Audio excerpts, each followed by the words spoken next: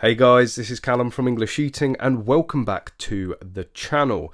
This video is all going to be about the 1522 magazines and a very important tip to make sure yours aren't going to introduce malfunctions. To say that the 1522 rifle is popular would be a massive understatement. The only thing that really supersedes its popularity is its own magazines, because there is an abundance of rifles out there that use these mags. Thanks to the Better Mag adapter and various conversion kits, you'll see these being used with the Chris Defiance, the Landtax, with the Battle Arms, and pretty much anything that is AR-15 based and takes 2.2 long rifle. And whilst the magazines, in my opinion, are one of the strongest points of the 1522, which is why so many people use them in other guns, they are super consistent, super reliable. It is also its own Achilles heel, because as you can see, the entire mag is polymer. This means that the feed lips are also polymer as well, and they are susceptible to wear. And once they wear out, it's quite a gradual process, but you will start to see malfunctions, and sometimes quite catastrophic malfunctions that could completely end your training or your competition.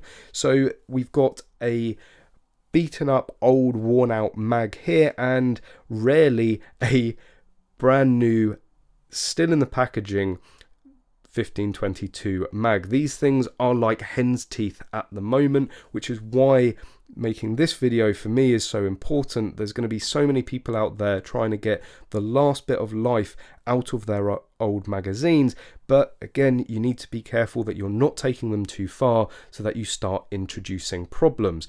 It is really simple to test the magazine. All you're going to need is a finger.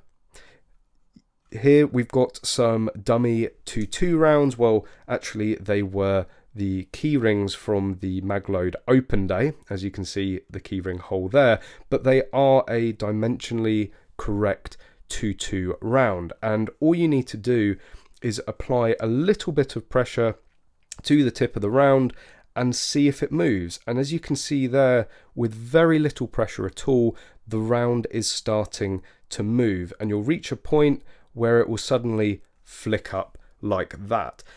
If you've been using the 1522 for a number of years and you've already gone through mags, you've probably looked into your chamber at some point and have seen a round like this. If the round is moving with no force at all, then the mag is absolutely dead. You are going to start getting sky-high rounds and all sorts of malfunctions and failures to feed. Connor's experienced this exact issue at the recent Welsh Mini Rifle Championship. We thought all the mags were good, and sort of more for us for not testing them before the stage, before the competition, which is definitely something we're going to be doing from now on, and something that we would advise everyone to do from now on, even before each stage. Just give your mags a little flick. If you see some movement like that, don't use it. We went to the first stage. Connor's used, I think, this exact mag. It introduced a malfunction. He managed to clear it pretty quickly and carry on. The second stage, we both ended up getting the exact same malfunction at the exact same point in the stage. The difference is my routine for clearing is to drop the mag, get rid of it, grab a new mag and go on. So I got rid of the faulty mag, put a fresh one in there, one that didn't have this wear issue, and was able to complete the stage, not losing a huge amount of time. Connor's unfortunately held on to the mag, which isn't a bad thing. You don't want to be leaving rounds on the floor, but he held on to it and reintroduced it to the gun, which reintroduced the malfunction, and it cost him a huge amount of time, and it was all down to the magazine. So it's for comparison, I'm going to grab this new magazine, get it out and I will show you the difference. The other thing to note as well with this one, you can see there's no pressure on that spring. I've only got 4 or 5 rounds in there. There's hardly any pressure, and yet it's still enough to send this sky high. If this was a full mag, that round would almost be flinging across the room. So I take a few out of the busted one. Even again with 2 there, you're going to see with very little pressure, it's going sky high. Well, there we go, did it on its own. Whereas we get the new and fresh mag, and you can see how much better the retention is, and where it's going to be a lot more reliable. You can even see how much flatter that is sitting in the magazine. So comparing them side by side there, the new magazine looks almost sub-flush, where there is a little bit of raised in that old worn magazine. The other difference as well to the keen-eyed amongst you is, yes, I do have the Magload Plus 6 extension base on here, bringing the magazine to 31 rounds. No, that has absolutely nothing to do with it. It's just that is a previous competition mag, therefore has the bumper. This is a brand new one, haven't had a chance to put the bumper on.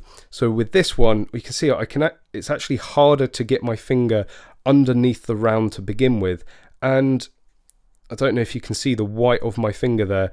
That is a lot of force. I don't want to put too much force on it because I don't want to knacker these feed lips already, but it's absolutely night and day. It's just not letting go of that round. It is solid in there, and therefore it's a good mag, as you would expect for something new and fresh out of the box. For the comparison again, I just have to like look at it and it flicks up. With this, absolutely solid, so perfect to use in competition. Another issue that we have seen more recently with these magazines, I think, is the mold for them is coming to the end of their life. We have seen more new mags binding in the magwell and being a bit tighter in the gun. We've also had things like sticking followers, so on and so forth, and this just says to me that the tolerances of the mag just aren't as good as they used to be. It's an injection molded part, so after a while the tool will wear, the cavity will wear out, and dimensions will change. And I think Smith and Wesson are actually trying to get the last life out of their machines, out of their tooling, like we're all trying to get the last life out of our magazines, as they're so impossible to get hold of. But yeah, that's another thing to just bear in mind. I've seen some people having to take sandpaper to their magazines to make sure that they drop free out of the box. We never used to see this. And also binding followers, again, just something to be aware of, to be mindful of. But this video is all about this issue here. Again, just give it a check, you will thank me. Like you can see there, it's just barely holding on to the thing. So it's something you're going to thank me for later. It will probably save you a match, save you a stage, and it's something that we are certainly going to be paying a lot more attention to going forward. So there we go, guys. Thank you very much for watching this video. I hope you found it useful and informative. If you have enjoyed it, please give it a big thumbs up, and please consider subscribing for any future videos. And of course, as always, I hope to see you soon.